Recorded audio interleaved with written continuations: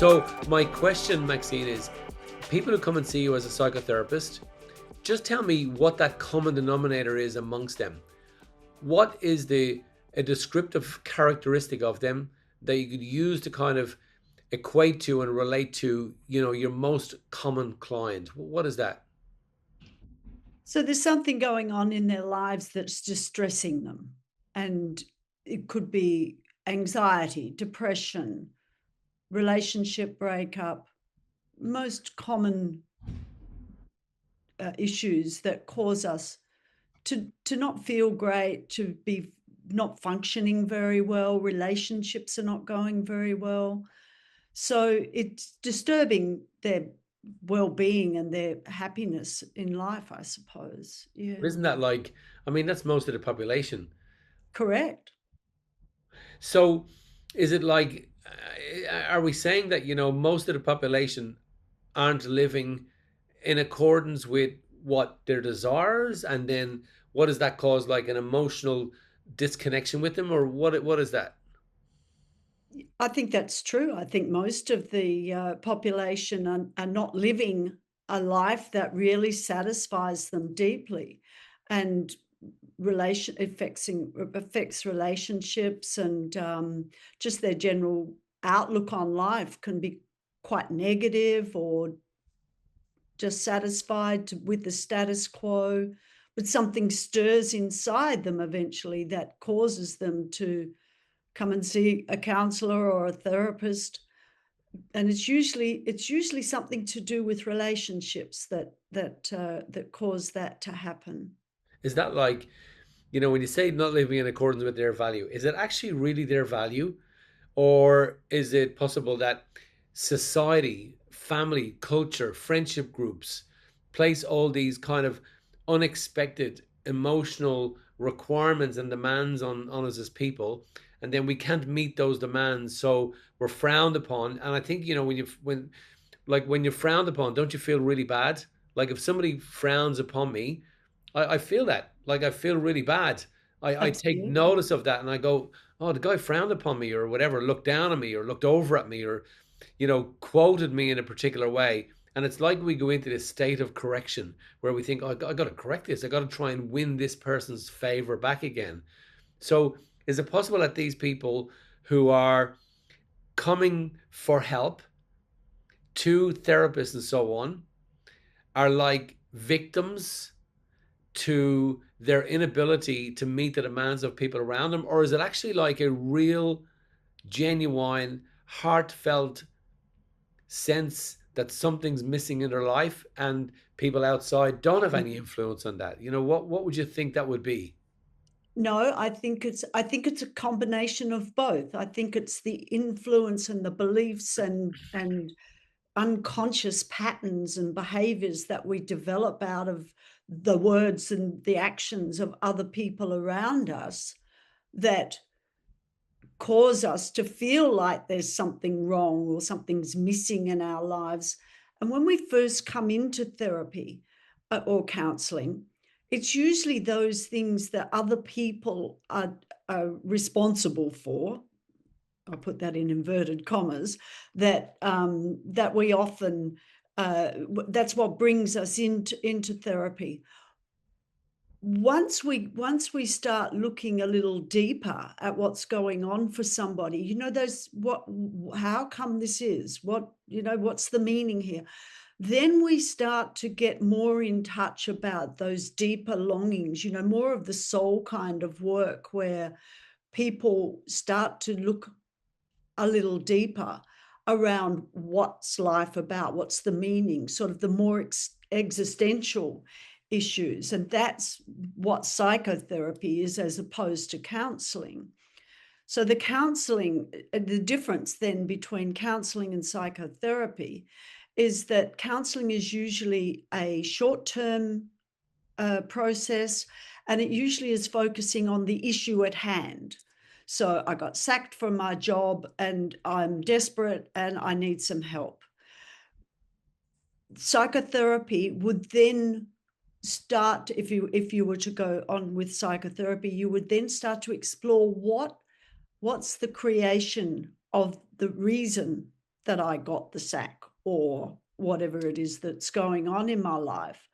So you start to take responsibility. You become more aware of your own processes and beliefs and all of that that's caused you to be where you are, and So if how I you can take control of that and change it. so if I come to you and I've lost my job, and then I have to go through this self-awareness process, this kind of introspection. I got to look in, and this responsibility process that I got to go through to say, maybe I played a role in this. Mm, Then I see that I played a role in this. So what that would do is, if I can get to that place of recognition, and you can get me to that place of recognition where I recognize, based on where you're bringing me, that yes, okay, I caused this, then I become more aware of who I am. And like, isn't that evolution? yeah. So if I become more aware then of who I am, and that's evolution, well, when we evolve as humans, do you find then that your clients will go outside of the work that they've done with you, and something will evolve for them in their life? Or did they come to you, they have this moment, this acceptance, they feel better about themselves, it all makes sense, the world unwinds in front of them, now it's not a Mhm, puzzle, now it's not a mystery, it's just a pattern, and you bring them out of the mystery and they see it's a pattern, so they have that aha moment of, oh, okay, I really get this. mm. Do they generally then go back into their old life again, or because they've evolved in your office, evolved in your room, evolved with you, does that sense of evolution reflect in their life then the day they leave you and the day they walk out into their life again? Is there an Mm. evolution process? Yeah, absolutely. That's a good question. I like that one. That that's the idea of the therapy is to bring people to that place.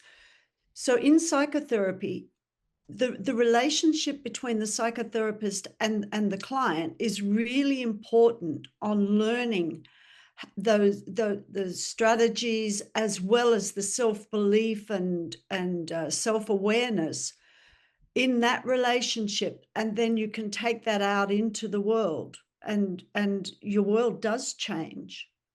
Absolutely, it changes, and that's when we can start to think about and believe that we can do the things that we really our soul has always wanted us to do, that we can engage in relationships that are more meaningful, take what might seem to be a risk isn't a risk anymore.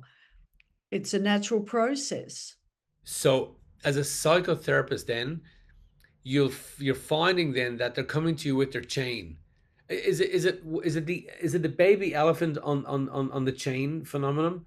They took the baby elephant and they chained the baby elephant to a little spike in the ground, and the baby elephant couldn't move his leg, but the elephant grew up and grew up and grew up, still chained to the same spike, and now he's 20 times the size. He could just pick that spike out of the ground, but he doesn't even believe that he can do it.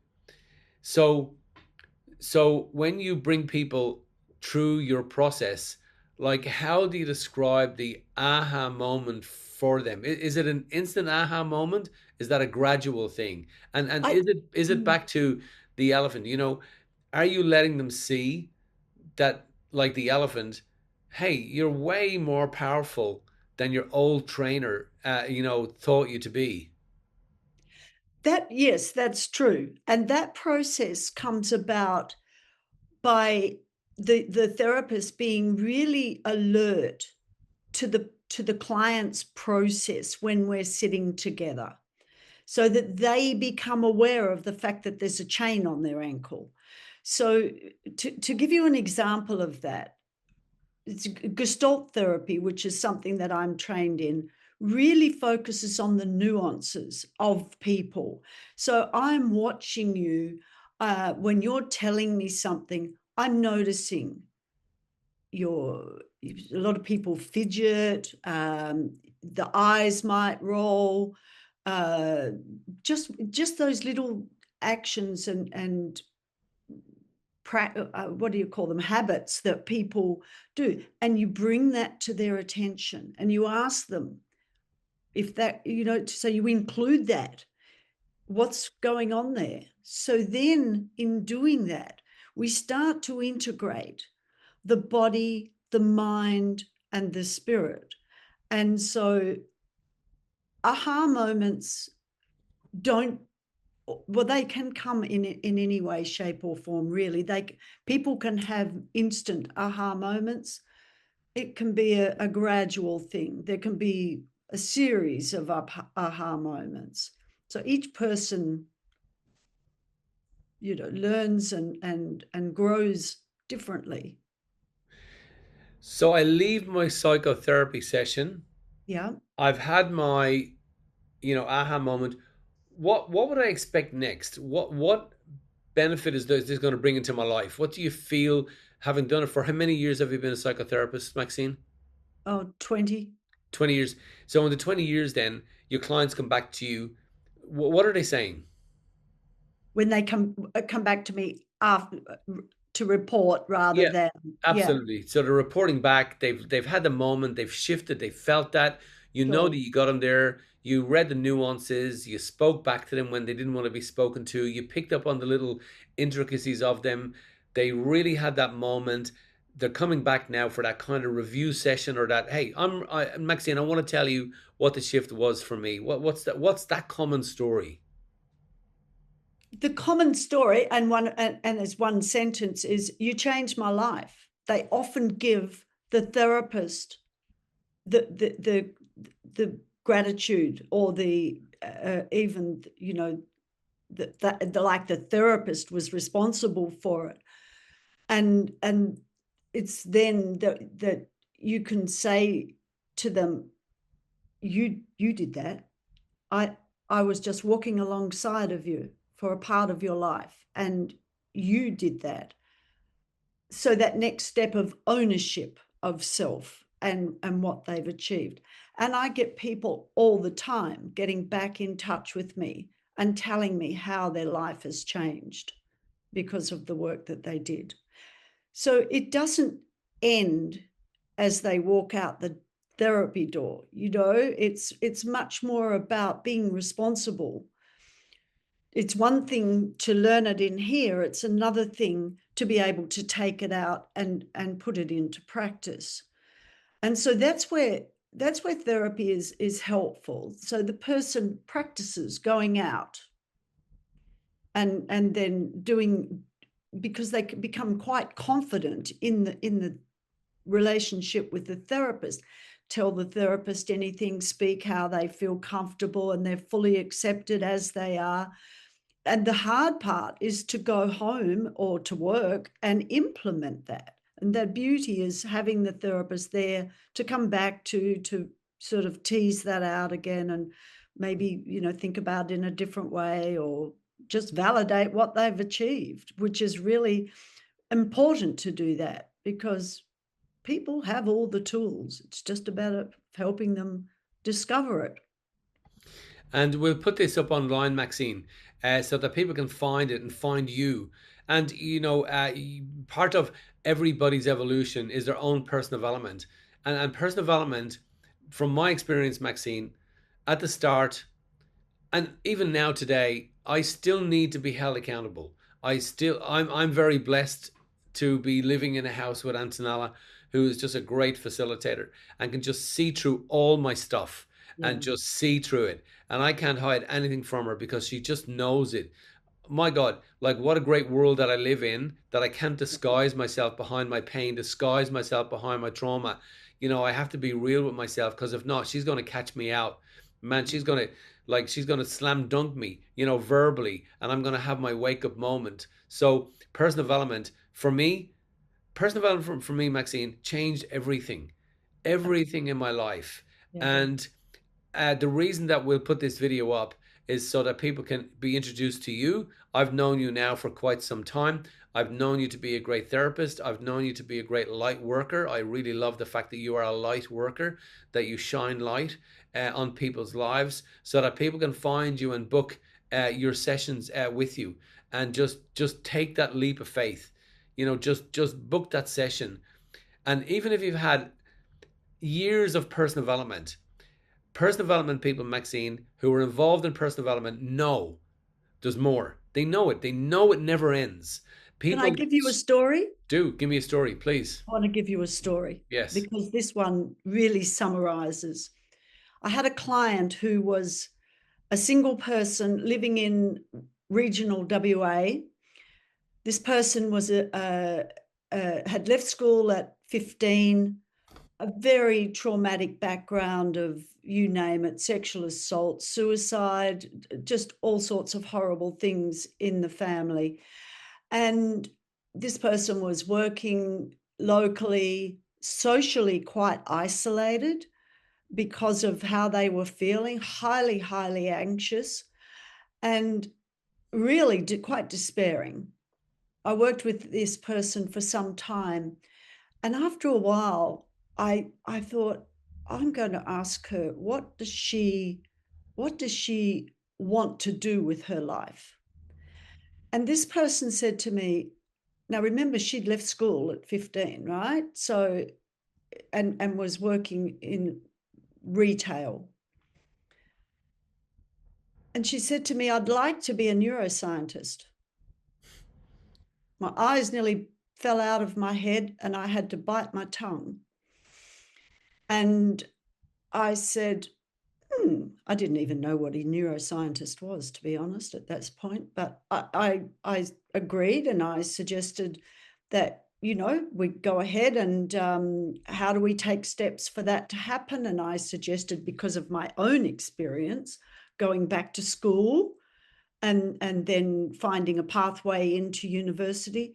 No, this person went straight to the front door of the university and got entry and is now a qualified neuroscientist, double degree psychologist, and is working in the field. And we're not talking very many years since I first met this person and where she is today. And that's just one story. And So that's the personal evolution development. of psychotherapy, but that's the evolution of accountability. Correct. Because what people have to do is they have to work with people like you to say, I'm like me with Antonella. She will not let me away with it. I'm not Correct. going to let you away with it. I'm going to bring you down this avenue. And all you see, Maxine, when you go down this avenue of doing psychotherapy work and doing that with you, is all you see is love and light and something beautiful that you've been missing for so long. And a lot of people, I would imagine, would say, why didn't I come here 20 years ago? And when we put this video up online for people to find, I say to them, don't come back in 10 years' time and say, yes, I saw that Maxine video. I knew at the time there was something in there.